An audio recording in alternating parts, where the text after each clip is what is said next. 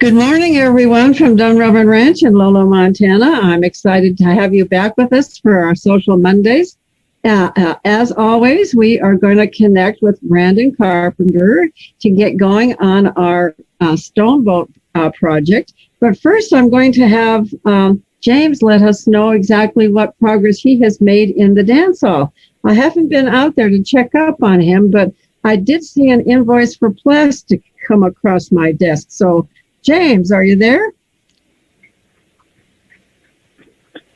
I am here, and yeah, we've made some progress, and I've got a short video to show here today that shows what we're doing, and then we've got a big reveal here later this morning that y'all want to stick around for here in about 15 minutes. So let's watch this video, and we'll see what progress is made, and then we'll talk to Brandon and get a few more details in just a few minutes. Great. Thanks, James. Well, hello again. And today we have plastic. We have plastic runners. This is awesome. So this is a 1/4 inch HDPE plastic. It's the same type of plastic that you'd see on irrigation pipes or water pipes that are used. A big, thick black plastic. Well, this is the same type of stuff. It just comes in a sheet, and then we can saw off strips of it. So we have a local plastics shop in Missoula, and so I called them up, and we were able to they had a partial sheet of this, which was perfect because they were able to get exactly 4 strips of this HDPE plastic that is 4.5 inches wide, 1/4 inch thick, and will bend over our radius here just fine. And I've even got, so I've got the 2 ready for installation on the runners, and I've got 2 spare pieces for replacement. So if we're dragging this on a lot of rocks and gets scuffed up or it starts adding too much friction, we just swap them out with some new ones. So it's a great way to protect the wood, lower the friction against the ground, and have a replaceable option. So what I've got here is a drill, and the countersink bit will be used to drill the hole through here so that it carves out a little indentation for the screw to sit flush with that plastic, or maybe even down just a little bit so it's not causing more friction as it slides across. I debated whether to get black or gold screws or even gray screws. I chose these gold outdoor coated screws for a couple different reasons, but mainly the different color, not black, is so that we can change these out easier and find the screw easier, because I've tried to find screws that have been sunk in, and over time you just can't find them, and you try to rip one of these off and there's one screw left hanging on and you can't find it. You finally just have to break it off, and it's always disappointing. So maybe gold screws against the black background will help with that. So that was my thinking there. So I'm going to go ahead and put this countersink bit in the drill, and I got a couple holes started back here, and I'm going to test them out.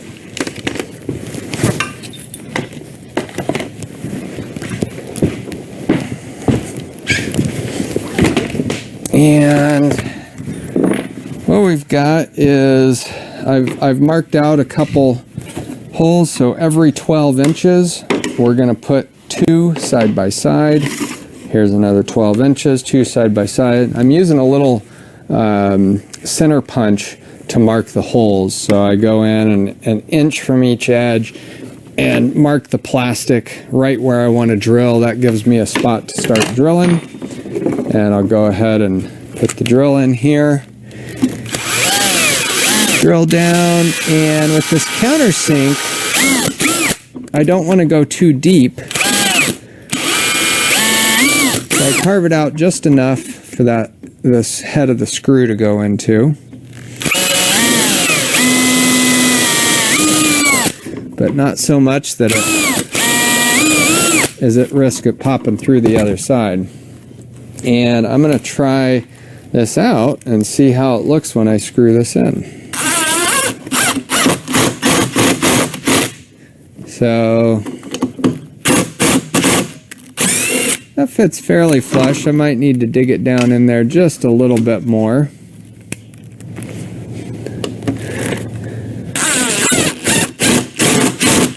Yeah, that's better. You always want to try a few of these test options before you commit to drilling all of the holes out all at once. So I'm going to drill these just a little bit deeper there. And that'll allow that screw to sink in a lot better. All right, so we've got that going. I've already measured a few of these out, and I'll just keep going through here and drilling these, and then we'll start attaching it.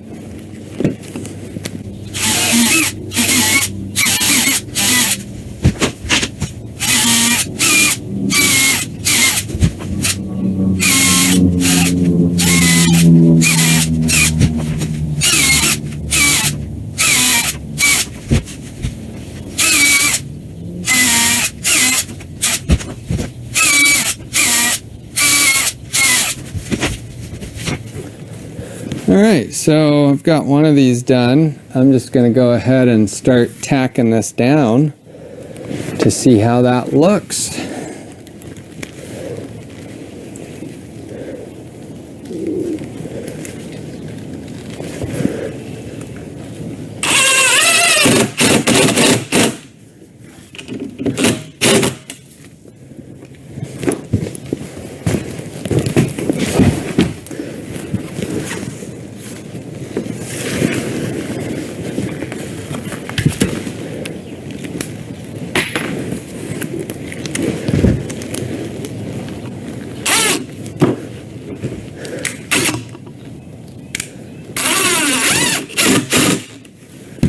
And there we go. That's initially tacked down and on there. And this piece, once we firmly attach all of these, I'm going to go ahead and bring a heat gun out, and we'll kind of get this a little bit softer and more pliable. And we'll be able to bend that right around the radius. It'll go nice and smooth, and we'll be able to tack that down. And that should work out really well. So I'm going to go ahead and start securing the rest of these. We'll see how it goes.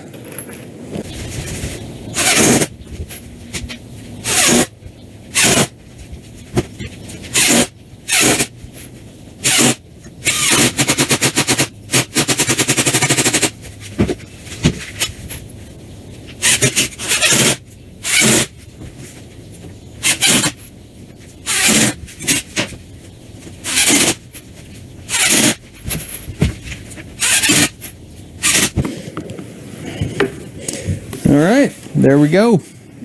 And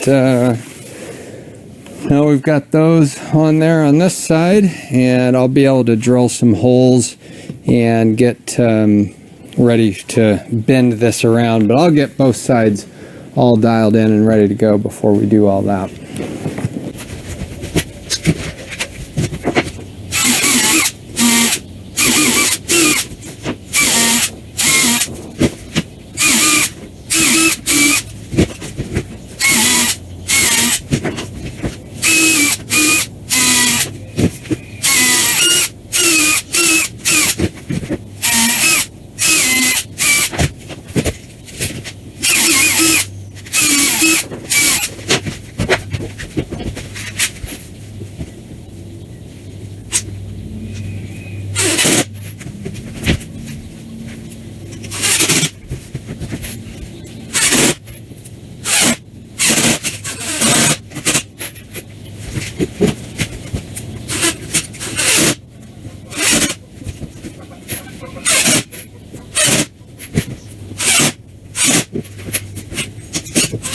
Boona!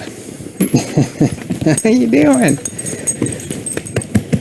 Boona always has to visit the workshop. Yeah, she's got lots of things to talk about, to look at, to sniff at, to chew on. She's welcome these days. As a puppy, maybe not so much. It would be a playpen. Buna's everlasting playpen. If only she could run a drill. We might not want to see the end result of that, though. So I take that back. Yeah, tell me about it, Buna.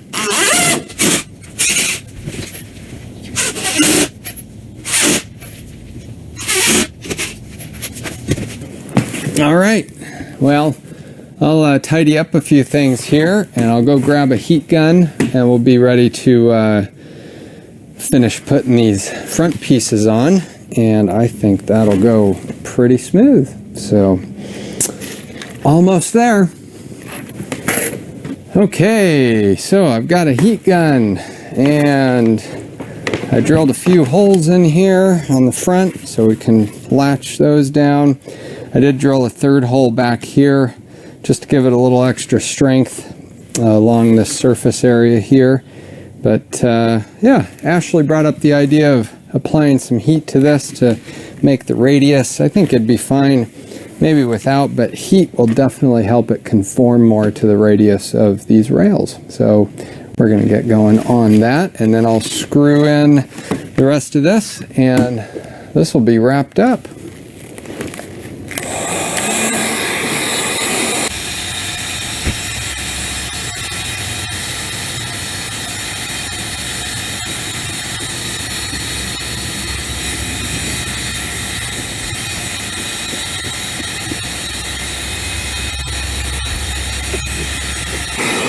Alright, and with a little bit of heat, this is conformed very well.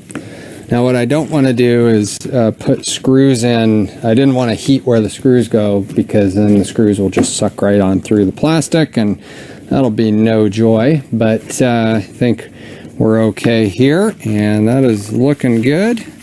And we're going to go ahead and tack this in.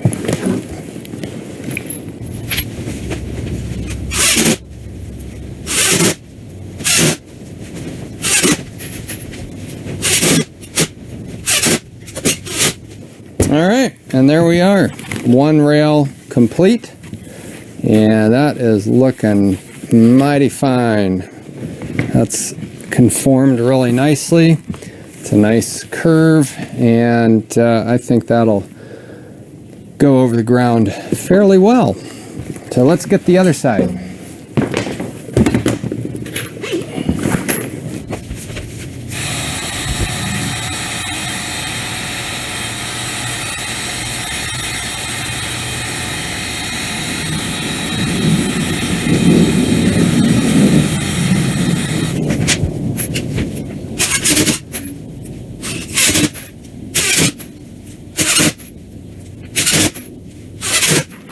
All right, there we go. That's nice and firmly attached. Both sides look good there, and yeah, I'm pretty happy with that. Hopefully it works well and holds up for a long time. This type of plastic is pretty robust. Again, it's the same type of plastic you have in underground water pipes, and they get buried and covered with rocks and all kinds of stuff.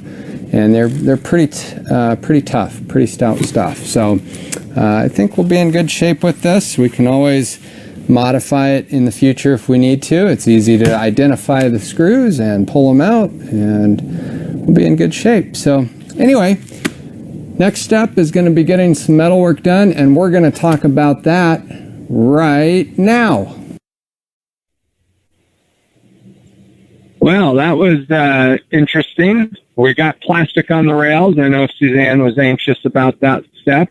And Brandon, your instructions have paid off, and we've done pretty well with all this, I think. What are your comments so far? Well, I watched the video. You got the left and the right hand rails swapped. They're backwards, and the one's turned around. I'm just messing with you. That's great. No, that looks really, really good. You can just tell just by the gloss that's on there and how hard that HDPE stuff is. I think that's going to slide very, very nicely, even on gravel, dirt. It'll be good.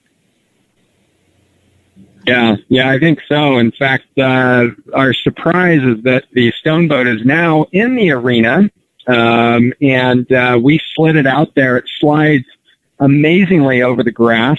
It left no marks in the lawn, even though it was wet and soft. And I tell you what, you're going to need some friction on the back of that if you tow it on snow or ice, because you get some momentum on that thing, that'll ride right on forward. Well, and that's what that britching is all about, is having a hold back. That's the brakes for that. So yeah, and we'll adjust that harness up. Well, pat saddle up. Again, we're poor boying this so that we can make do and prove it so it's going to work. And then maybe at a later time find some harness for Oggy or other horses his size. But it looks really good. I'm confident that thing is going to be slick enough that it won't grab momentum and you can still get it stopped. We'll start with light loads and go from there. So I have a comment, you guys, and that is we have a hill to go down to our riparian area. And just as you said, that's going to be hard to stop. And so until we get a really good harness, I bet he can pull it up, but not down. Is that about right? Well, I think actually I would be more worried about him going up because he's only going to be pulling with a breast collar. There's no collar there. The britching is essentially going to be the same on both because it's good heavy britching. It's how we have it adjusted and whether we've got it the correct length away from the britching so that it doesn't hit his hocks or hit his legs. He's got full stride. But either way, we're a ways away from going up and down hills for a while. We want him to get his sea legs and feel how the turns are in the shafts and really be under good control. But we wouldn't want to go down that hill yet until he's got some experience. And I would just as soon do it when it's got some dirt. That way we've got a little drag, a little friction to help hold it back. So that's a good thought because that's more of an incline than one realizes. Oh, it is. It's a serious incline. I've had to get on the back of our tractor to get up it to get some weight when we don't have. It's pretty steep. Yeah. Yes. No, that looks really good. Yeah, so we're going to actually head outside here in just a little bit, and I'm going to have Suzanne run the camera. Ashley's getting Oggy harnessed up right now. I'm going to go ahead and switch the ranch camera live, and Suzanne, you have control over the ranch cam. We can watch Ashley for a little bit, but I'm going to step outside, and Suzanne, you can zoom in on the you'll be able to zoom in over on the arena area. And hopefully the wind isn't too strong here on my microphone, but I'm going to step out here and we're going to go take a look at the stone boat and the way it's mocked up.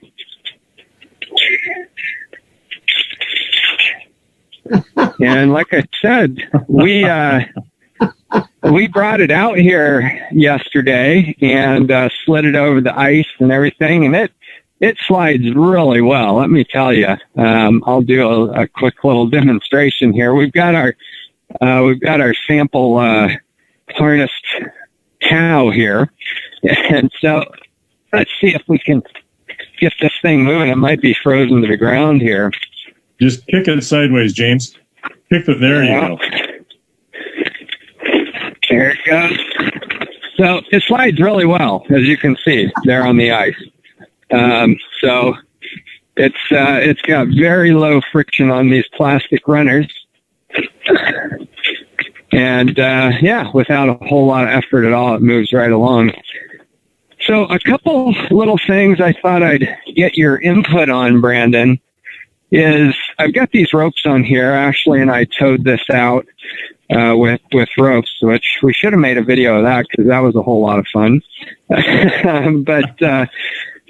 If you're able to zoom in on the camera, Suzanne, I don't know how close we can get, and Brandon, I can take some snapshots earlier. But in the last week's video, I showed where we put the little metal inserts in. And as I'm looking at the construction of these shafts and how they might be attaching, I'm wondering if we need to move this hole farther back on the block to allow for better side stress side load pressures, if there's turning or anything like that, or if having it farther forward on this runner is going to be better. Do you have any insights you'd like to share that way? Yeah, that's a good idea about the stress, and that's why, of course, we've got three of the 2x6s there. I think you're going to have plenty of stress if you move the hole back. Then you've got a lot of drag in front of that too. So as you turn, then that creates still a lot of drag on the front end, and you have to really watch the distance that rail or runner sticks out towards your horse. So the further you get out, you have to have your horse out even further than to miss, and then you create even more torque, because more length is going to create more torque or more side load. Gotcha. So okay. I think we're okay, James. You know what? And if we prove different, we can always, because of the way you've beefed that up with your inserts, you can always put another hole in there further back and attach it that way as well. But I just don't see any problem, because you've come down about 2.5 inches for the center of the hole from the top. Yeah, about 2 inches, and it's only a 5/8 inch hole, so it's not that big, and it's reinforced. So the great thing about a round hole in here is that it doesn't compromise any of the integrity. So we could probably drill half a dozen holes in here without affecting the strength of this span. Yep. No, I completely agree. I really think you're going to be okay. And especially with having the plastic on the bottom, even on a side movement or moving that to the side, you're still going to be able to take advantage of that. The only thing that you're going to do that is going to increase the torque at that point beyond more what the load of the rail or the runner itself has is if you have a lot of snow built up. But in order to do that and then plow snow at the side of it, you're really having that horse almost completely side pass and maybe somewhat back up, doing a half pass backwards. So, and I don't think that's going to be a really a big concern. It's surprising what you can do. The other thing that is nice about where you place that is that if you ever wanted to take the shafts off of this, and this is partly the way why I designed this, is that we can replace that with a rail that goes straight across with a pin in the center, and then you can hook up a tongue, and then you got your tongue that you can pull a pair with that and not have to change anything about your sleigh or your stone boat, and then you can hook in your traces on each animal to that cross piece and tongue with your evener and your single trees. So it's really universal the way you've got it right there. Great. Okay. Now that sounds good, and that makes a lot of sense, especially with putting a crossbar in there. So Ashley's just now coming into the arena here. I'm going to go ahead and move our mocked up steer here, and we're going to see if we can. James, I think you can safely call that an oxen now that you've put that in front of the stone. There we go. Yeah, let's do that. Okay. Well, we can, yeah. So we're going to set Oggy up here, and we're going to try to mock up some measurements.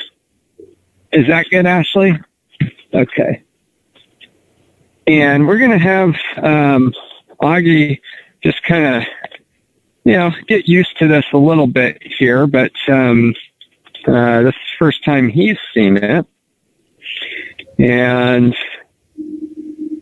we're going to let him sniff a little bit. I'm going to stand a little farther away just so we don't get feedback in the microphones here. But, this will be his new favorite training device, I'm sure. And we'll end up getting him backed up to it. And what I'm really curious about here and what we need to do today is take a look at the exact measurements, because we're working with steel. It's going to be welded, and there's not too many options for do-overs once we get to that stage. With wood, it's a little more forgiving. But so what I want to do is kind of get him sort of in line, and I want to make sure we've got the right dimensions for our shafts and the right down angle. And I talked to you about this, Brandon. You sent me a new drawing over. I might post that in chat later just so everybody can see what we're working with. But we're thinking these shafts are going to be a total of about 10 feet long, and which is what we have on our wooden poles here, and they're going to be bent. So Ashley, if you can kind of get his back spun around, we can get an idea of that. I'll disconnect this for the moment.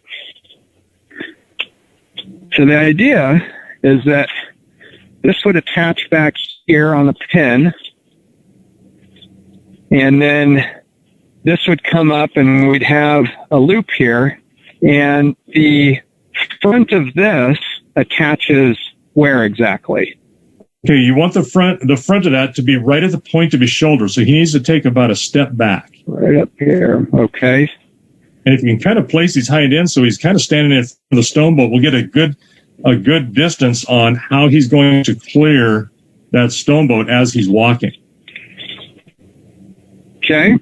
Because when we build these shafts, or when you have those welded together, you're going to be able to swing them up just like you're doing right now. You'll be able to pick him up. He can back him into him, and then you just lay him down into what'll be shaft loops at that point. But there we go. You get about like that. If he'll stay still, this is our eternal challenge with Oggy, right? Standing still. And Ashley's did a bunch of work with him this week and got some good information. She's making some headway. There we go. All right. And there's no reason. That's good, right there. Right. Yeah. There's no reason that he should be pretty comfortable with this because he just hasn't done it before. Sure. Yeah. All right. So the idea is that we take a measurement for that front shoulder area. That's where the piece is actually going to tie into this piece of round material that you showed that comes down. That's where the strap comes into the pole. So that'll set back just a few inches from the end of the shaft, right? No, incorrect. What we want to do is just have that end. The loop will be about where you see the distance between the cinch ring on the pack saddle, or where his girth would be, and the ring on the breechin. Oh, okay. About the loop needs to be about halfway in between there. Okay. That makes sense. And all of the shaft, all that does is have the shaft will be able to go through a couple of what is called shaft loops that will sit up about where the rubber bands are hanging down right now. Those will be up about where that pack board comes across, and the shaft will go through those and then point about to the point of his shoulder. So you can see how far back that loop is going to be. And there's a lot of the shaft that will just be extended shaft. It'll just stay there. So if we get our where that shaft is going to come up here and that belt loop, so it'll come somewhere. You're saying kind of between the cinch ring and this back one, so somewhere right in here. Then we're going to tie that loop. Yeah, but go ahead and take your tape measure out to the point of his shoulder. Just extend it out there. Keep going, right? And you could take that as a landmark and a measurement. So if it's out there at the point of his shoulder, so it's almost like you could see across the two of them. There you go. And now take your distance. Look at your distance between your breechin ring. Yep, right about there is where you'd want your footman's loop to hang on your shaft. Okay. So that's about 3 feet from the end of that. And so that total distance from the back of his haunches here to the tip is 5 feet to the very back. So that's half of our shaft right there. Yep. And then you're going to need to make an arc down instead of Yeah, just so coming. here's about 5 feet there that comes out. So that would come out, and then so let's see, where's 10 feet? 10 feet's about right here. So if we came out like that, and then we wanted the tree, that cross member back here, to be set up somewhere before it makes the bend down towards the sled here. Yep. And we want to put that right about really close to where you got it. You'll have it straight, and then you'll start your arc or your radius bend down to meet your pins that match to your runners. But right where it starts to make that curve, that's where you're going to want to put your single tree on there connected, so that it pulls straight on the shafts, but then you're also pulling up a little bit. So and your arc is going to be, I don't think you can be able to do it with your tape measure, but it's going to be, a pretty good radius there. And I'm sorry, I really don't have any kind of a measurement. Maybe almost a 45 degree would be close. Maybe less than that. Yeah, we were thinking that maybe it would be 14 to 16 inches of rise total, but I'm looking at it, I'm thinking it might even be slightly larger than that. But we'll have to kind of take a look and see. But it's okay if the shaft kind of comes up, and it'll still angle a little bit because there's a little bit of rotation on the pin, right? There's a little rotation on the pin, but where that comes up, if we didn't bend that at all, the front of the shafts would be well above the top of his withers. And right. So, we just want that to come right about where his shoulder is, across mid, about where the pack board is at, where that would tie on for your footman's loop, and then down, just kind of that slope, and then just bring it down to meet the pin, I think is probably the best way to kind of eyeball that. Yeah, and that's that pack board spot ends up at about it's about 56 inches, 58 inches is where the board is. So that's a fair amount of rise compared to, say 8 inches up there. I know we don't have to come all the way up and make a square bend there, but I just want to make sure it's going to be adequate when we bend it, because that's the part that we got to get right the first time, if at all possible, because they're going to use a hydraulic machine to help make that radius. Yeah, he'll break that or bend that up with a pipe bend. But you're also going to you can adjust that a little bit, because you're going to have two pieces of plate welded on either side of your shaft where your pin is going to attach to it. So that'll drop down a few inches as well, right? Okay. Yeah, that's true. Absolutely. Yeah, because you're going to have... makes good sense.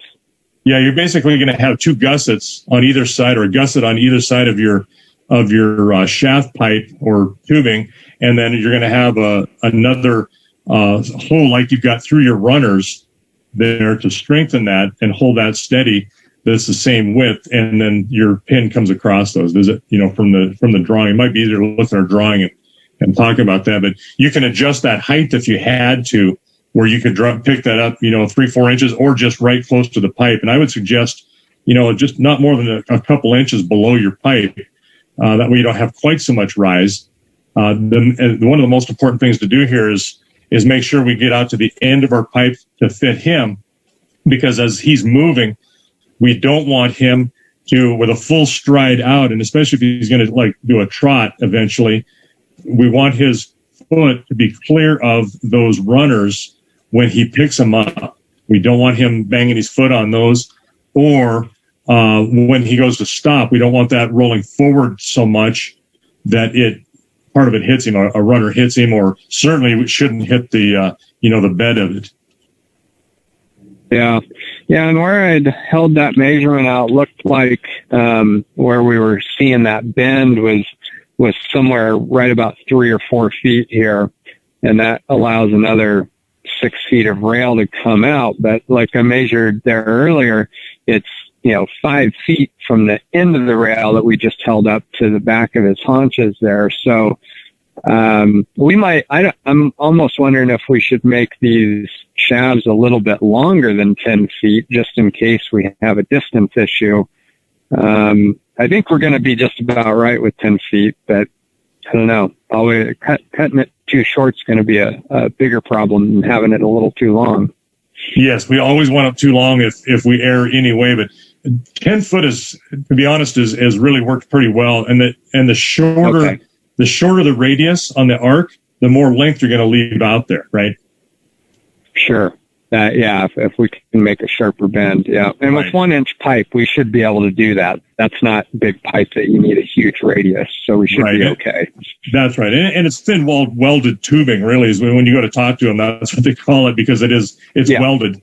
It's just a piece of flat that they rolled together and welded up. So it's strong. It's very strong, but it's not easy to bend by any means. Yeah. Okay.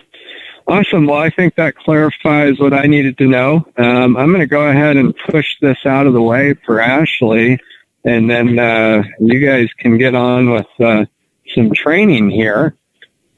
And Oggy can take his time getting used to how this looks and feels and smells and everything else.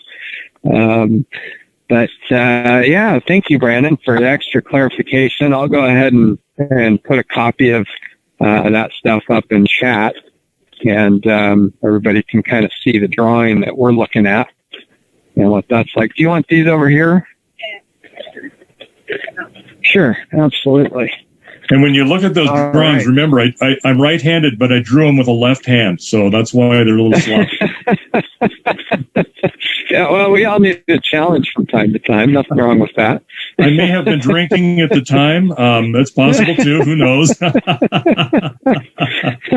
Fair enough.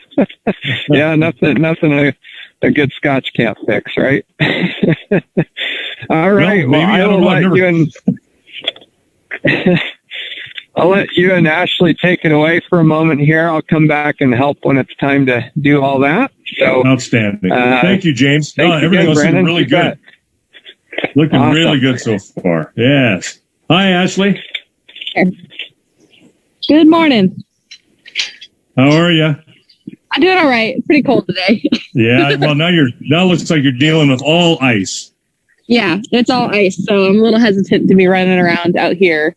Yeah. But we'll see what we can do with the poles and everything. Yeah. Pick your spot. Do the best you can.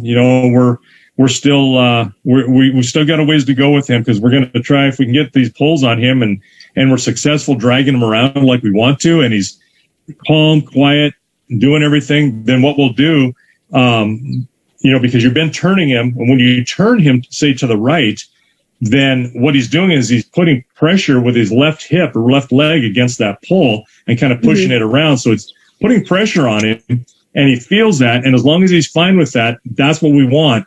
We want him to be okay with that pressure, because then at some point here, we're going to take those poles and we're going to tie them together towards the end where you're at, so that they run parallel and they put torque and bind on his body. So remember, think back when I was having you put pressure on his shoulder to move him around, and put pressure down on his ribs to move him around, on his turn on his highs and fours. Yeah. And back on his, that's exactly what we were prepping him for, was not only for riding, but also for doing this work too, so that he feels that pressure. He moves away from the pressure on one side, but he's going to have pressure pushing on him on the other, but he doesn't spook from that. So it's a little bit different than you would have the pressure application when you're riding, as when you're in the shafts or on these poles for training. But the principle is the same. It's about pressure and feeling it and moving away from it and being comfortable with it when it's there, pushing into him as well. So a lot of things going on in his noggin when we tie these together once he gets comfortable, but they're light, and so they will push and they will move sideways. It isn't like he's going to really have to move his body a lot. That will come when we actually hook him up to the stone boat and he has to really do it. Then he's going to have even more pressure. But we need to progressively teach him that this pressure is higher and higher, gets easier and easier, and still the result is the same, that he stays calm. Yeah, as long as he gives into it and doesn't just turn into a butthead. That's right. And he is, as we've already discussed, he's kind of a butthead. He is a butthead. He's spoiled. Yeah, you saw him backing up to that, or trying to back up to that. So last week I worked with him a lot. It was a lot of groundwork. And we kind of just hung out in the round pen for a while. A lot of it was getting him just to stay and to stand still. Good. Which I watched a bunch of videos on different methods of people that taught their horses to, like, either to ground tie or just to stand for grooming or tacking up. And he's getting better at it. I just have to be more consistent with him and not letting him move a foot. Yes, like that. Backing him up like that. Yeah. Yep. So that's a lot. Go ahead. Sorry. That's a lot of what we did last week. I unfortunately didn't have time to get with the poles because James wasn't around. But I don't feel comfortable like trying to get him standing still and trying to put the poles on and everything. So that's probably what we should focus on today, is just more work with getting the poles on him and getting him used to that. Yeah, I agree.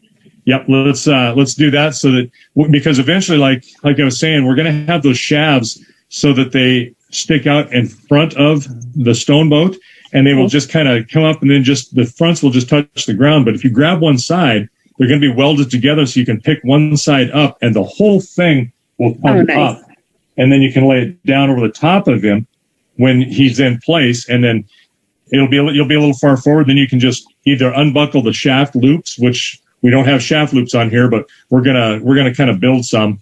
We're gonna move our drive line helpers there that you've got hanging on the cinch ring. We will put those up and probably hang them off of your D's, so that you can get the shafts through that. And if they hang down a little bit and stretch them, that's fine.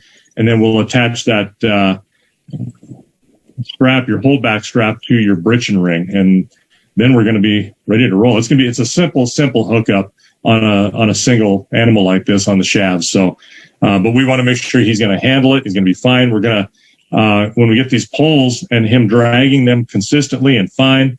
Of course, there's not much of a backup to it because that just causes problems. There's really no backup when you're just dragging the poles in this training thing.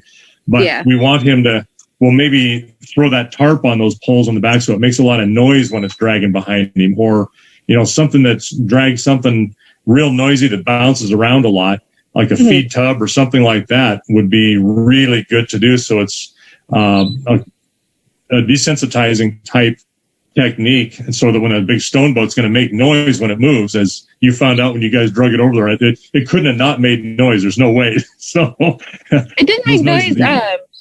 Like, surprisingly, it's pretty quiet. But yeah, definitely on the gravel, it will make some noise. But if we're on the grass, I think it's pretty silent, which was nice. I was a little surprised. Yeah. No, that's right. It's the and going through deeper snow is very quiet, kind of that wispy sound you hear. But on that dirt and stuff, and in this ice like this, it will definitely make noise, and it's the ice that's making the noise, reverberating through that big the bed on that thing. Yeah. But it's going to be fun. We get this thing, get him ready for it, get him moving around.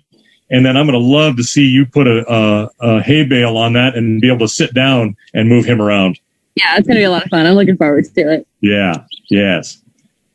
All right. Do you want to free drive him a little bit? Yeah, we can start with that.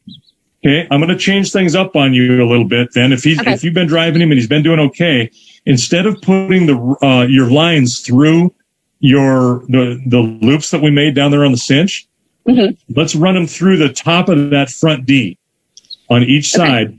And what you're doing is you're simulating it's called a rein turret that's on a harness, and that's what you put your lines through, or the rings on each side of your harness that are right there. And then they'll go back to your hind. There's usually what's called a spreader that you can also, those are a series of rings laid out on either side that you can run your reins through over the top of their hip, and then it comes straight back to you. Okay, so it's going to go through the inside of the D towards his bit? Yes, correct.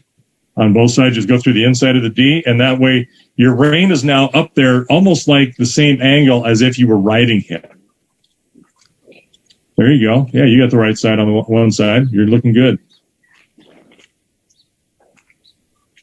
And it's going to change the angle of that a little bit, on how you pull, because you're not pulling down. But he's not. What we're doing to pull him with those inner tube rubber bands is to make sure that we're pulling down, so he turns his head and drops his head when you pull on the rein. So I don't think he's fighting that much. It looks really good, and so it's time to put those reins up there where they belong. And they're really not reins now that we're driving a horse; they're called lines. Stay. There you go. Very good. And how's that? I don't see him moving his mouth around that bit much at all either. No, and I actually, it's back to like the normal size that it would be for the horse instead of like having it pulled up tight. Yes. So I think he's going to keep his tongue underneath it. Good. Yeah, as long as he does that, then it's time to drop it down, because then you're just pushing pressure into his mouth needlessly if he's not having to have some help keeping that over the top of his tongue. Yeah. All right. Oh, you stepped on it.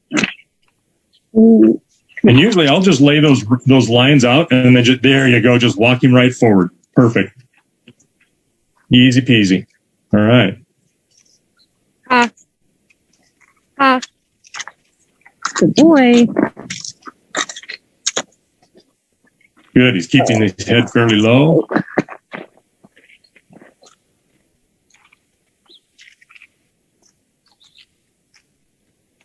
Okay, I got to learn how to not get them over each side of the saddle. Right. This is I would say this is almost as much for you as it is for him, but you figured that out already. And be light on your hands. Very light on your hands. There you go. Good boy. Back up. Good boy. Back. Start to drop his head. Yes. Very good. Very He's good. all the horses in the other field. Oh yeah. Back. I like the fact that you're backing him first. That's really good. Back up. Even when you're on your back. When you're riding him, first thing you do when you get on him is back him up. Very good. Good boy. Yeah, this ice is a little treacherous. Yeah. Whoa. Good boy. Forward.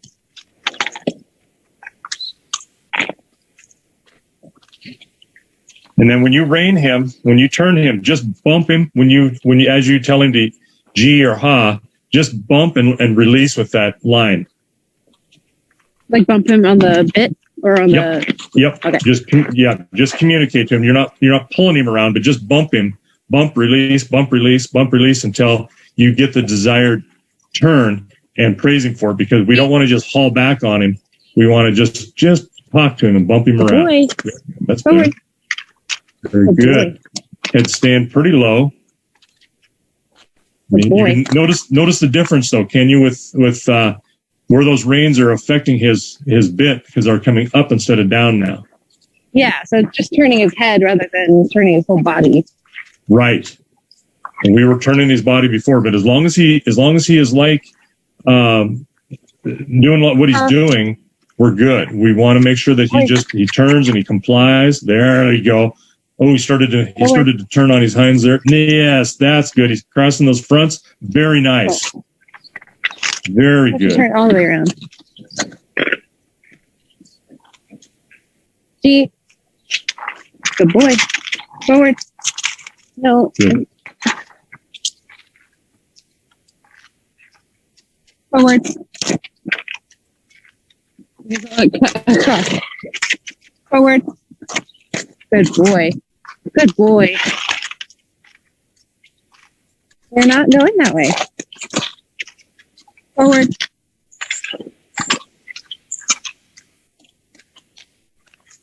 Forward.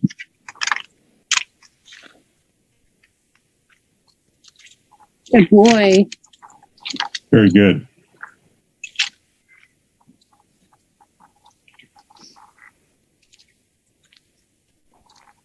G. G. Good boy. G. Good boy. Forward. Forward. Forward.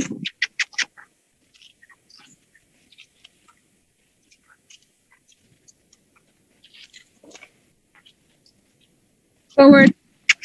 Good boy. There you go. Good. Yeah, when you're turning him, you're bumping his face around a little bit, just bumping on that bit. And when he starts to turn a little bit further than what you want him to, and you think he's going to turn, go ahead and bump him with that other side to give him a narrower window of where he has to go. Okay. Good boy.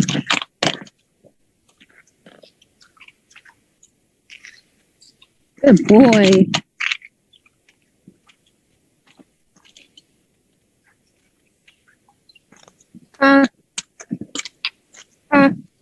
Good boy. Good boy. There you go. Good job. Good Like boy. that. Forward. Forward. Good boy.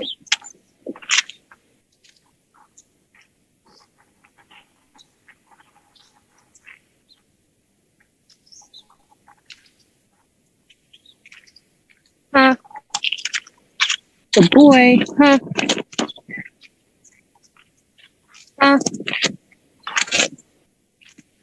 Good.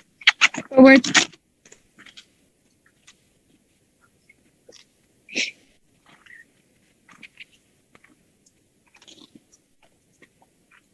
And I know it's icy and hard to move, but Forward. you may have to, when he gets a hard turn like that, move yourself around to his hind end. Move to the side more. You might, and I know it's slick and it's treacherous, so if you can't, you can't, but it might help a little bit. Yeah, I thought I was supposed to turn him to me, not me move around him. Well, but I can move behind him. what I'm saying is to prevent him from moving and turning all the way around you too.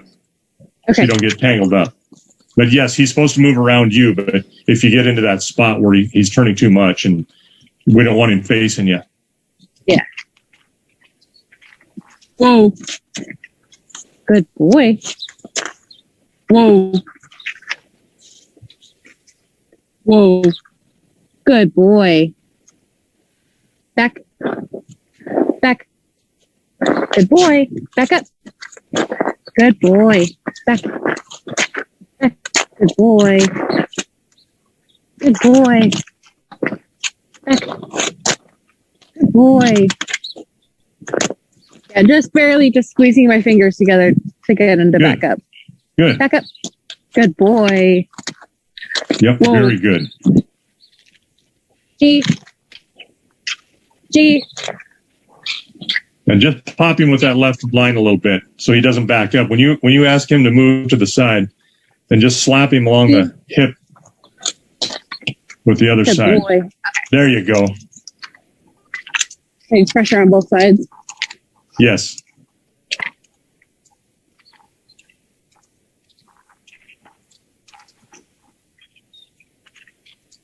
G.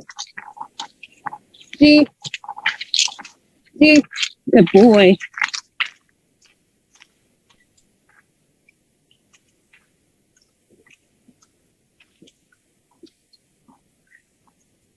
G. Good. Good boy. I'm trying to do a figure 8 here.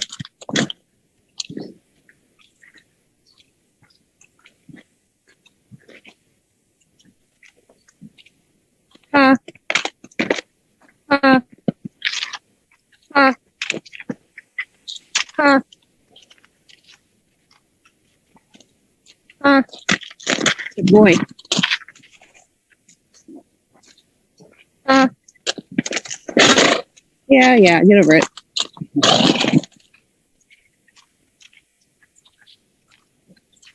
All right, I'm over the ice.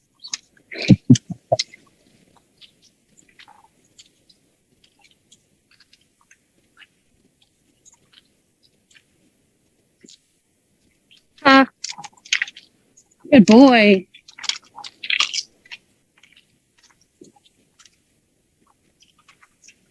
Whoa. Good. Good boy. Good. Back. Back. Back. Good boy. Back. Good. Good. Good boy. Good. Good. You see his head come up too much, try to release the pressure a little bit till he drops it down. There you go. Boy. Whoa. Whoa. Whoa.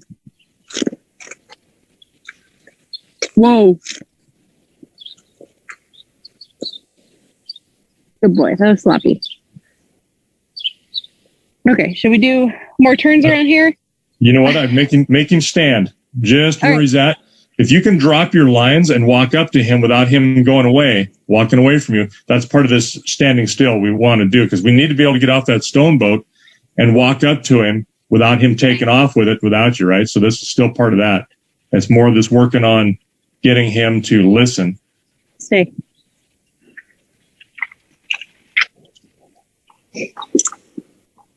Good boy. Stay.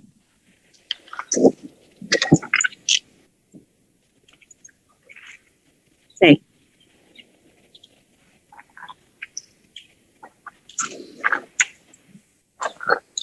Stay.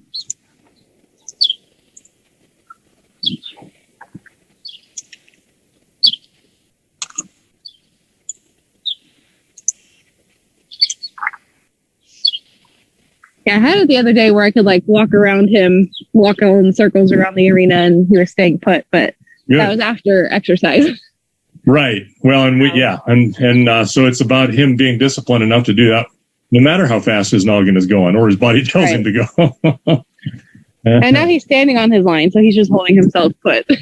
Right. Well, he's got slack there until he puts his head down. There he goes.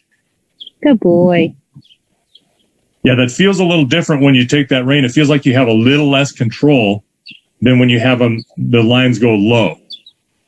Yeah, because as soon as he turns, it just slips over to the side.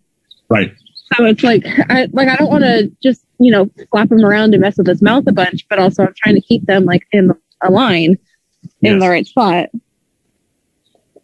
And that does help when you have the lines go through a spreader there where the croup bit or the back pad is. Usually there's what's called a spreader on the top of the series of rings on either side, and that helps to hold it so that it doesn't flop over and cross your lines as you're in a turn. Okay, and that makes sense. Then when we have shavs on him, he's not going to turn as well either. You're going to be behind him all the time. Then it's not. It's a little bit. It's a whole lot different than what you're doing right now, because he can't physically turn without turning and dragging you behind him. So it's just going to take more of the same of what we're doing, and we'll get there. Here we go. Can you walk around back behind him, have him back up a few steps, go forward a few steps, stop, and then go ahead and approach the other side. Let's just make some practices with him having to move and then stop and stand. Okay.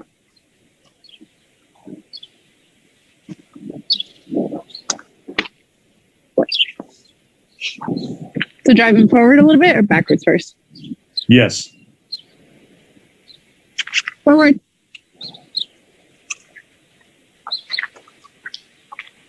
Good boy. Whoa. Whoa. Good boy. Good. Yeah, there you go. If you say whoa as you're pulling and he doesn't listen, don't be afraid to get in his mouth and make him understand that you need whoa, because whoa is whoa. Whoa when we're riding means back up, but we're not going to be able to back up super well with this. We might be able to put some pressure on him because we want to have him feel that britch and engage on his hind quarters as a brake anyway. So we'll teach him to brake by backing him into the load instead of just surprising him all of a sudden. But we'll get to that part later. And that's where it's going to get a little more dicey, and we're increasing the risk a little bit until he gets used to that thing, following him and pulling on him. So, all right. Well, if I pull in his mouth when he's supposed to be stopping, wouldn't that just make him back up more? Well, as long as he's going forward, it won't. But when he feels that pressure on his britchin and you're still telling him whoa, he's probably going to stop, or he might push into it a little bit, but he'll figure out that whoa means whoa.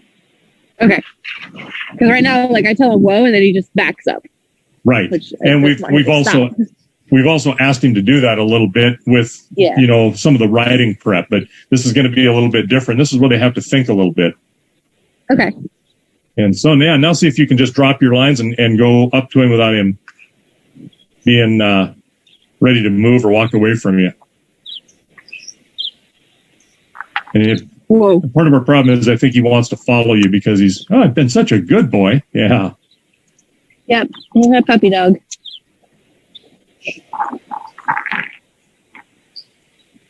Stay.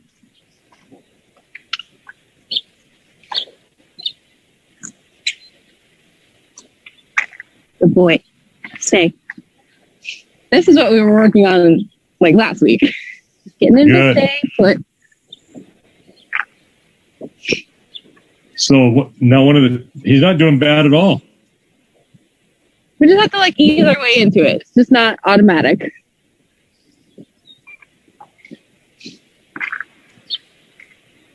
Good boy.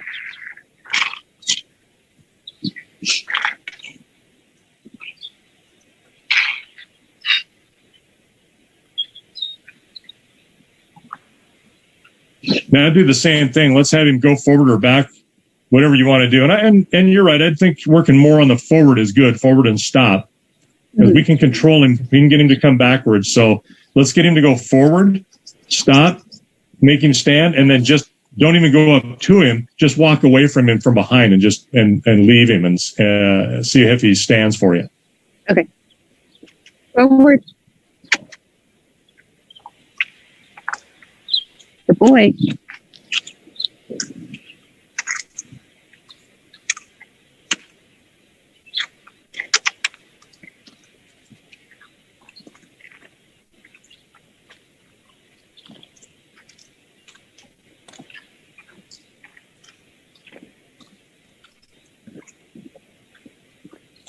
Whoa. Good boy. Whoa.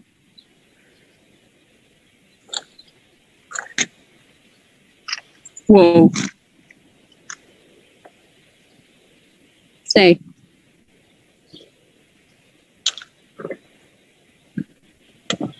Oh, good.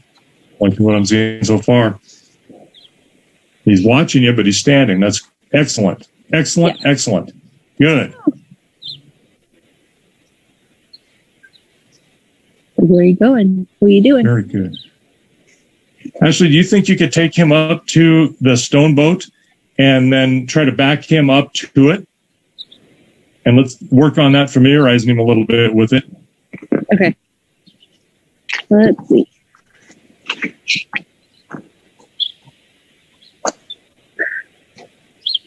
Forward. Forward. Good boy.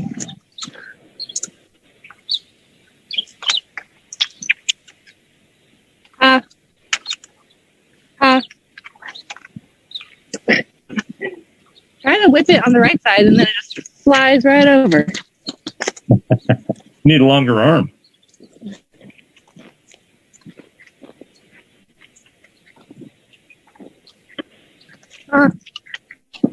Good boy. Good boy.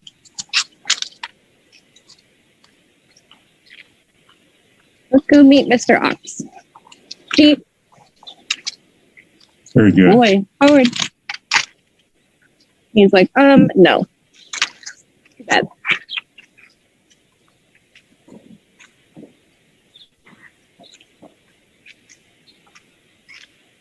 Jeep.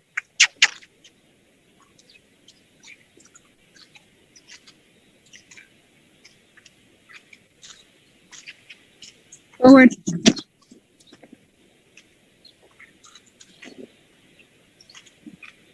It is pretty icy over there. If you want me to move the stone boat in a better spot, I can do that. Yeah, let's do that. Yeah, that's just a really good thing to do. Even maybe closer to the. Looks like there's a good patch there, closer to the hitching post on that side of the arena. It's like there's a big puddle there, but there's to the south of it and west of it is a good size area.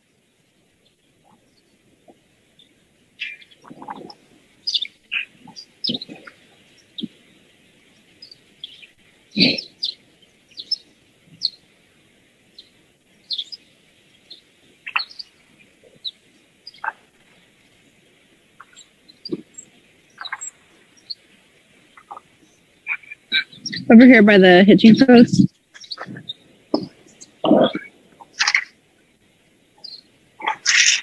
Are you gonna tell James that he's got a G or ha?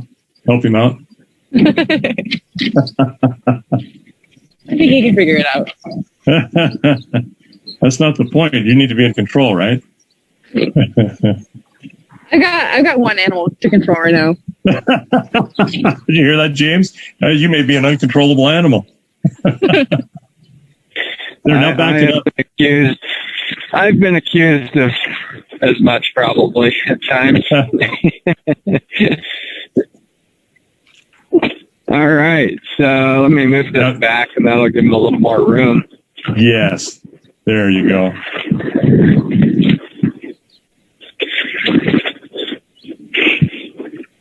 All right. Yeah. G. There. Thanks, James. G. You got G. G.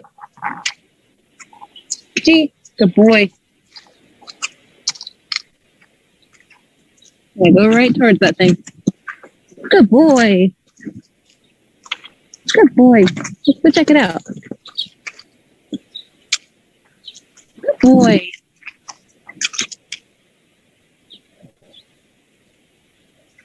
Stand there and look at it.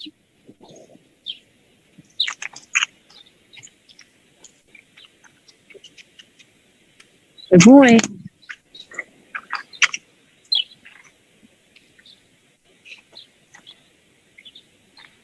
Forward. Whoa. Back. Back. Back. Back. Good boy. Back up. Back. Back. Good boy. Back.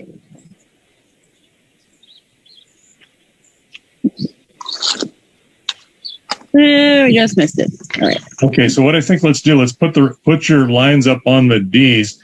Let's take him over and get your lead rope, and just walk him over there. Grab your lead rope, drive him back over here, and then we'll put the lines up on the D's, and then just back him up to it. Just working on that, having him in hand, and just so that he gets used to having to walk up to that and stand in front of it. Okay. Make sense? Yeah. Forward. We can drive over there. Good boy.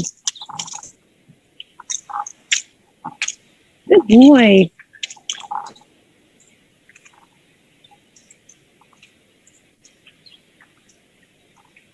Whoa. Good boy.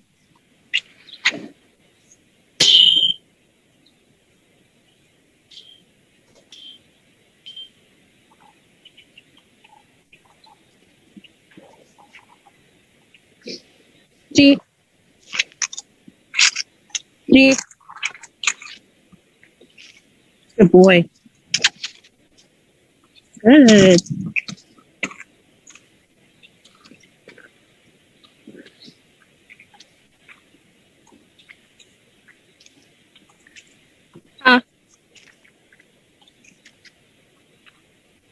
Forward.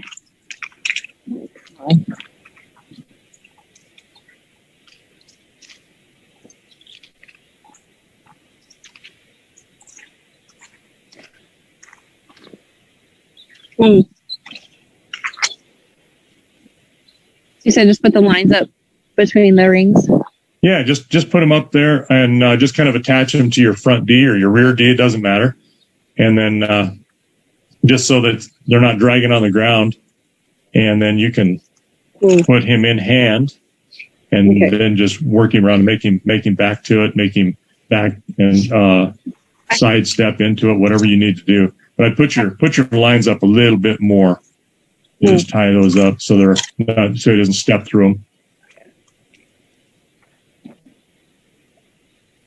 Okay.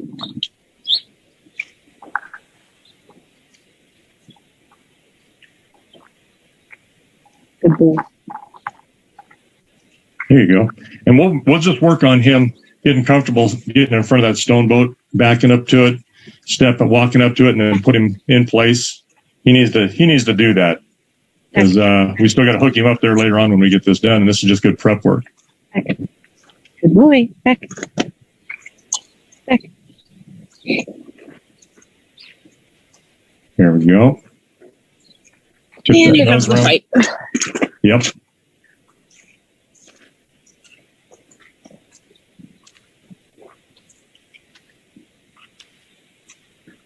Back. Back. Good boy. And you can let him smell it if we have to. There you go. There, just stand. Perfect. Not bad. And it's not all that much further out than what you will be, but it looks like to me about a half a step further than I think than it'll be close. Okay, so we need to be about 2 feet in front of the rudders.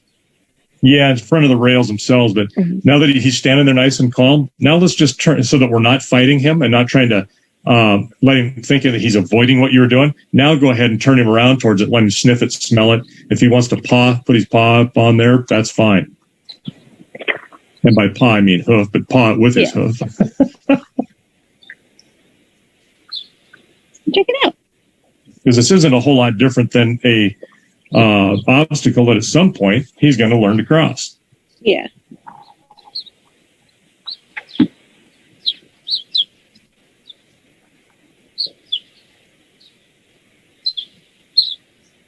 Good boy. There you go. Let him smell it. He's going to definitely smell this. You know he is. Oh, yeah. Looking it over. It's like, what? No, I don't think this is looking good for me. Oh, he snapped his lines with his face. There you go. You don't have to step on it, but you can paw at it.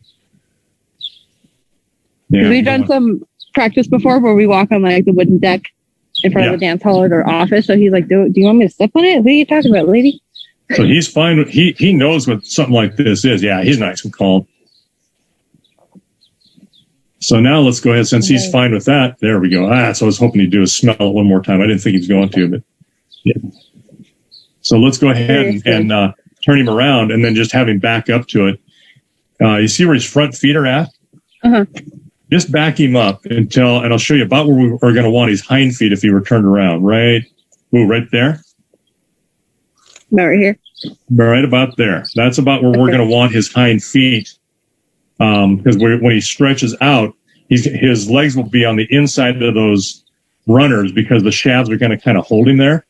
You know, He shouldn't put a leg over his shaft, but it's far enough that when he stretches out in full stride, he's not going to strike anything back there. And then when it stops and then he backs into it, it's not going to hit him as well. So that's about the distance we're looking at. But I think with James going ahead and putting that 10 foot on there, we're going to be just fine. We're going to have plenty of length there. I worry about not having enough, but I've made shavs before, and that 10 foot gives you usually plenty of room. Okay.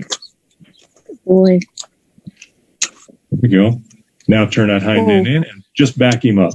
Perfect. Nice. He's avoiding it a little bit there, but not bad. Good boy. Step. Good. Okay. Very good. Keep going. You're doing good. Back.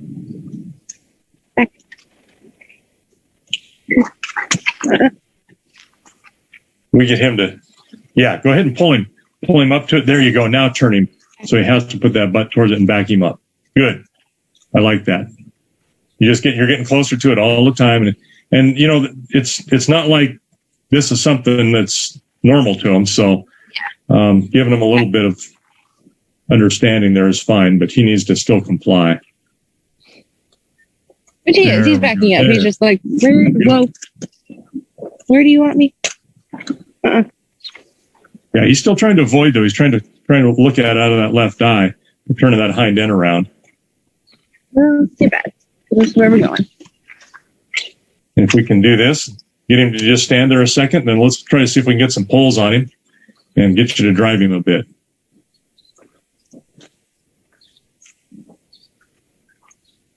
Back. When we drive him, we put the poles on. We may just move those lines back down so that you're not interfering with him going across the front of those Ds. Okay. Just as a side note here. Whoa. You little bugger.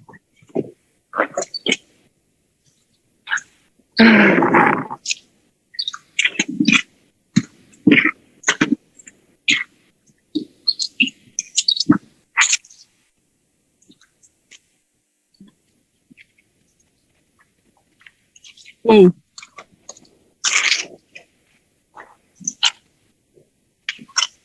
Whoa.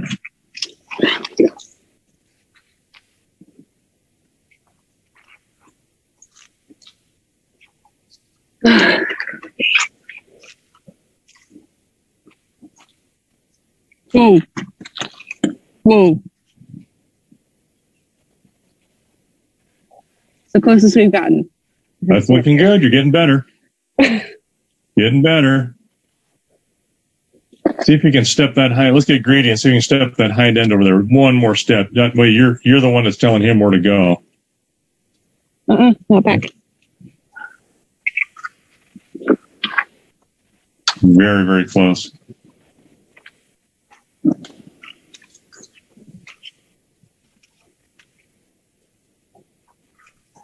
Turn that nose around. Pull that nose toward you. Peel that hind end around. There we go.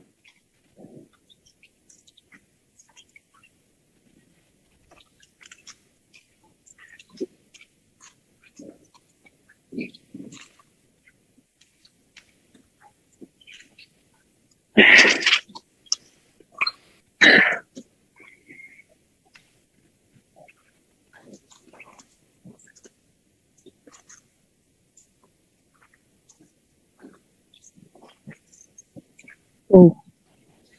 Back.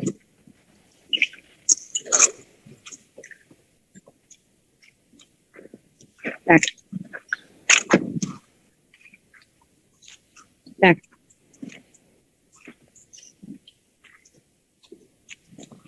Very good. Oh. There we go. That's better. You're making it.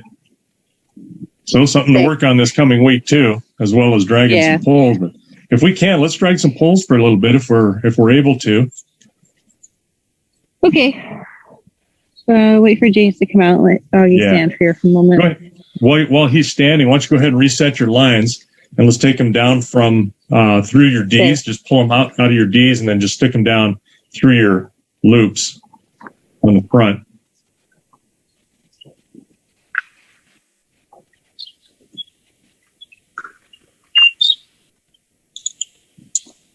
Ooh. Sick.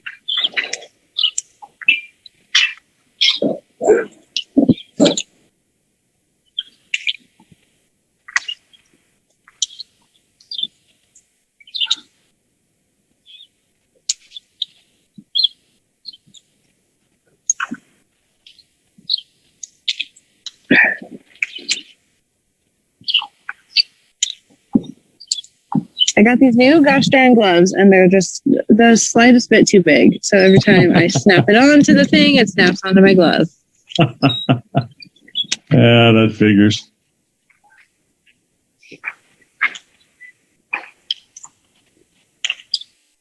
Ooh. Not quite yet.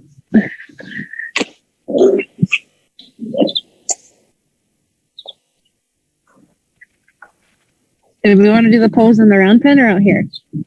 Well, you've done them out here before. Let's just go ahead. He wasn't too bad.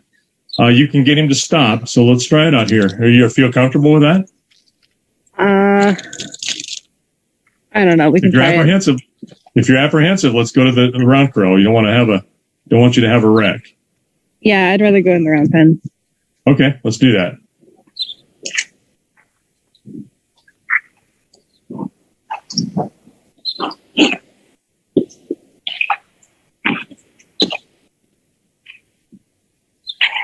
He can carry his own rope.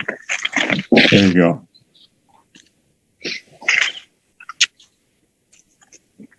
Very good. Forward. Good boy.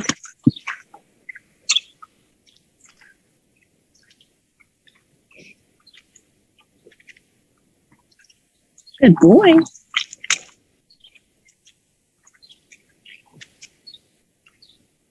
Good. Whoa. Good boy.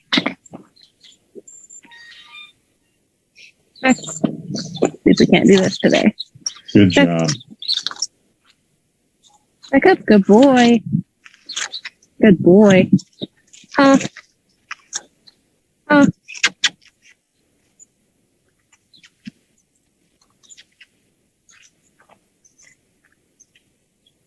Good boy. Job.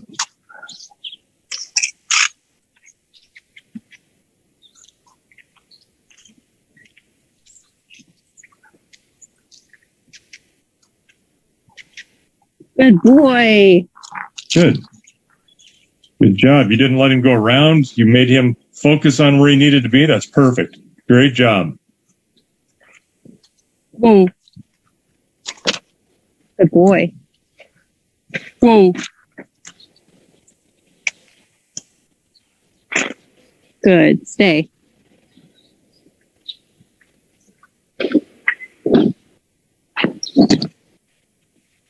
Stay.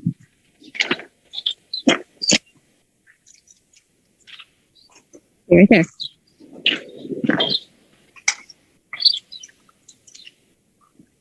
Stay.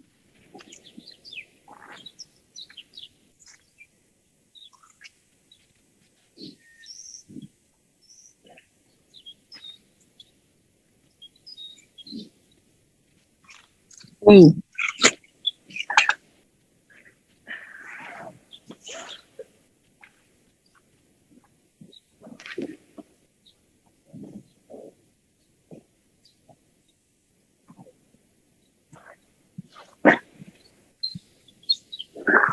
Okay. You want to hold him, or do you want to put the poles on? Okay. Say no, no, no.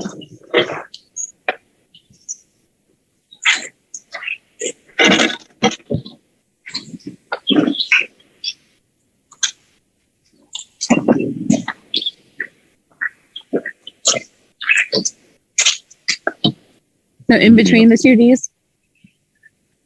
Or in front of the first D? In front of the first D if you can. James, you can stand on the same side Ashley's on. That's a little safer spot for you to be. Good boy, Oggy. There you go. Good boy.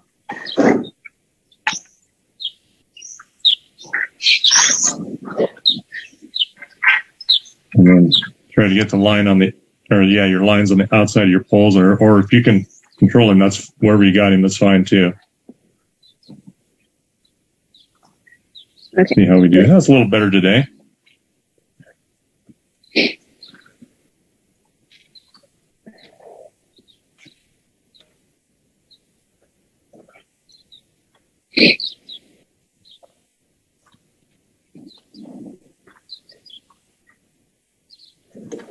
Good boy. Okay, we have lines, outside poles. There you go. Now you control him. And I think if you just kind of hold him and James walks away, or he's safely outside of the angry lion pen. Ooh. Good boy. There we go. Now go ahead and close the door if you would, James. There you go. Oh, yeah, he's staying for you. That's better. Good boy. Untangle a mess. Look at that. Good boy. Stay right there. Go ahead and stick in between then, Ashley, if you have to. That way it keeps it from going up over his shoulder. Because if he's going to back up, yeah, we can move it. I don't know. Can you just think? There you go. Now you'll be able to do it.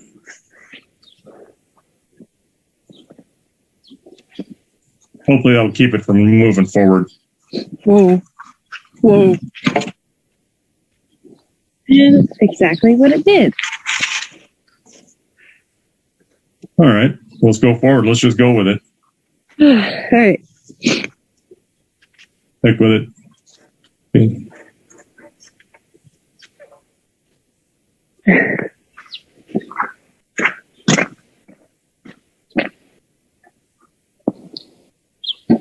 We could put a snap up there or something and have a little ring to tie that into, but it's still gonna cause an issue when we back. There we go.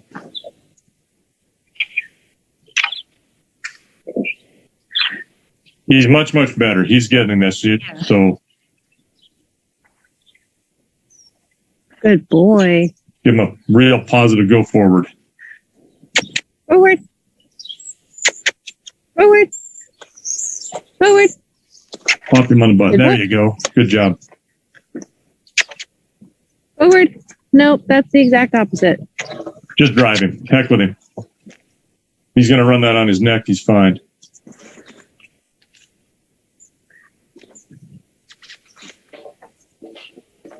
Yep.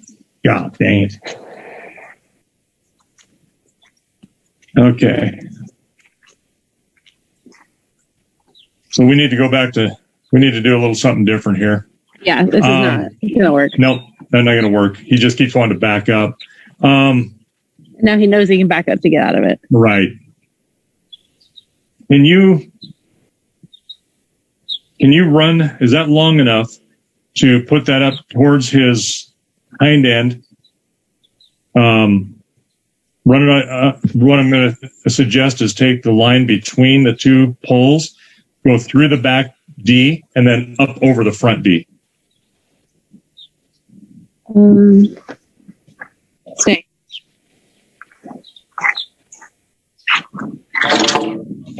Just take the rope off itself. Nope. Keep it attached. But just put the poles up there on his hind end, and put the rope just behind the back D. Stay. So we're just going to run it a little further back. Good There boy. you go. Stay right there. Get Stay. it on either side, right behind his back D, and then we'll just run the loop. Then we'll just run the loop or the tie between the poles through the back D, and then just lay it over the top of the front D. There you go. You're Good doing it. boy. Good boy. Look at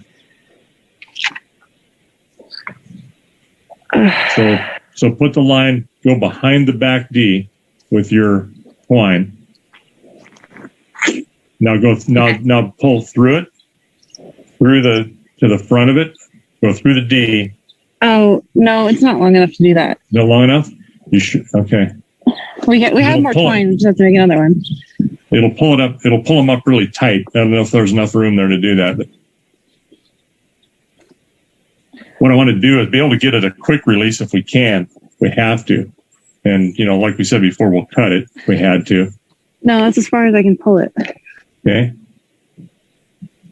Well, if I try sending it farther back. So why don't you? Like So why along don't the you back pull knee. it? So pull it through like you did, and then lay it back over the top of over the back D, like you're doing a lark's foot knot on that back D. So go through. There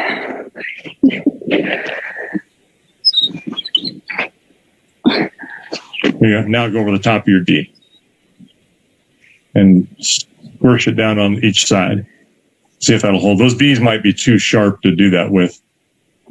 Yeah. Yeah, they don't have it. They don't have any elbow or any shoulder on them. Doggone it. All right. You know what? Let's put it over the back of that D. He's standing there nice and quiet now. Yeah. Let's put it over the back D, walk back there and drive him. Yeah, I'm gonna pull it as far back as it can go. Okay.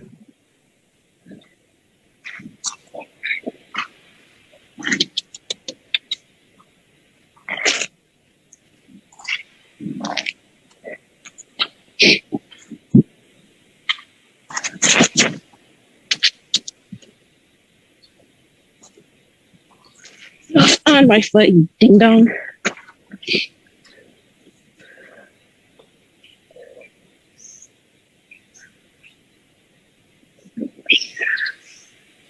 Stay right there.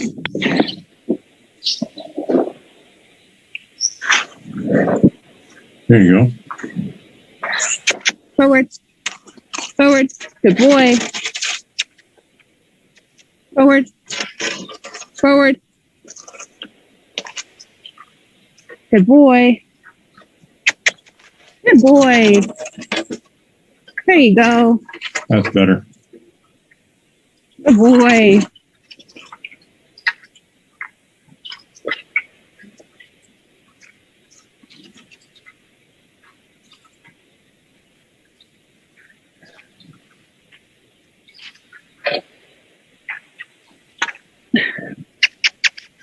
Good boy.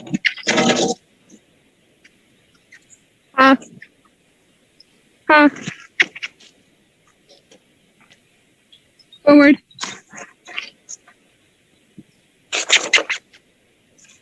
You have to go forward, otherwise it's going to do that. Stay.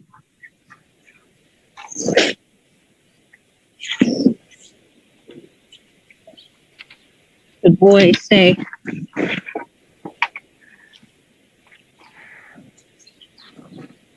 If you can get him moving forward and go past your gate, let's just open it up, keep him moving, and then come out the gate when you can. It's a little tight in here for him making good turns. It's kind of a pain. Should I just open the gate right now? Yeah, if you want. He'll stand there for you. Go open that gate and then just, yeah, we'll drive him out of there. Got to try to hit the center of the gate so we don't hang up on it.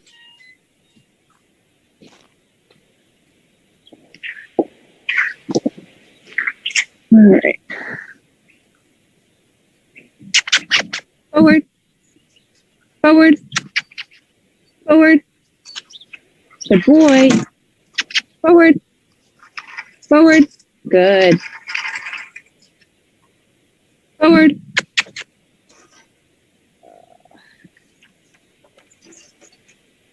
Good boy. Good boy. Good boy. Whoa. Whoa. Stay. Whoa. Stay.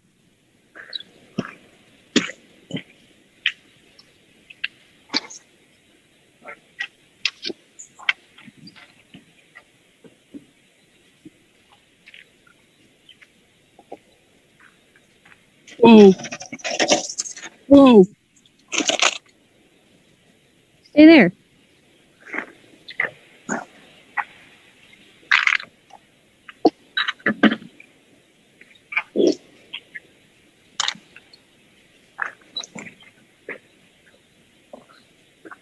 Good boy.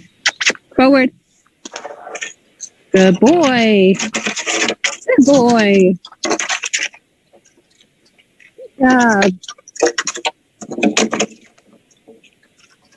job.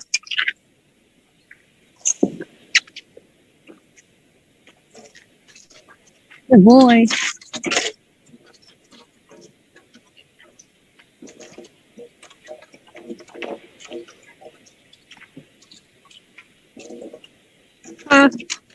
Look, you drug that over the top of that feeder. That's good. Yeah. Good boy. Ha. Ha. Good. All right. So what?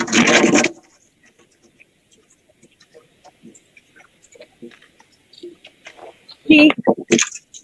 G. G. Good boy. Good boy.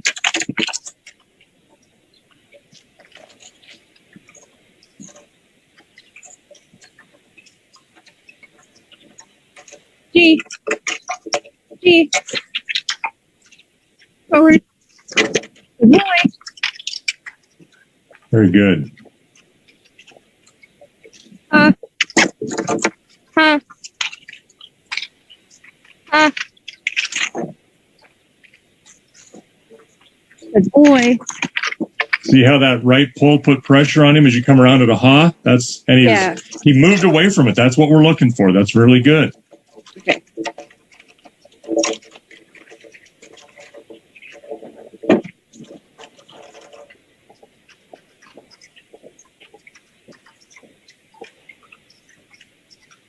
G. G. Good boy. G.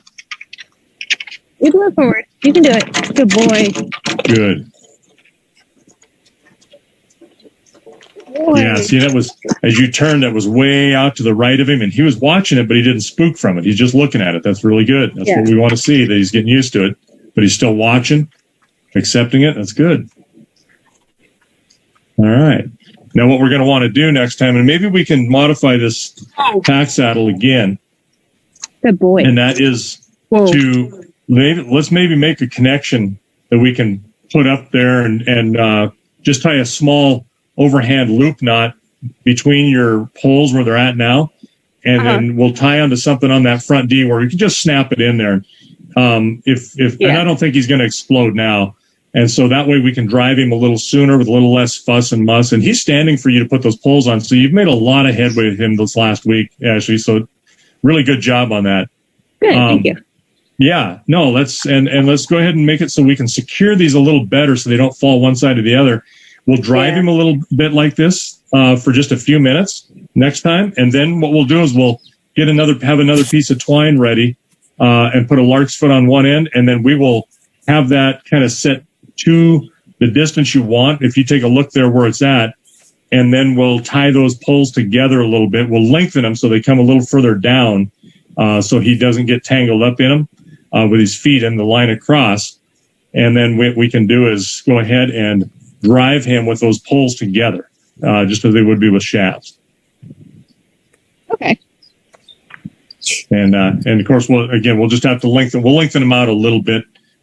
Just slide them down into through the loops that you've got right now, so they're just a little longer, and we'll be good to go. Or we'll just, you can go to in between the D's, pull off of that back D to give us a little bit more length too, and have a better way to secure it. Then we'll be fine if we can do that.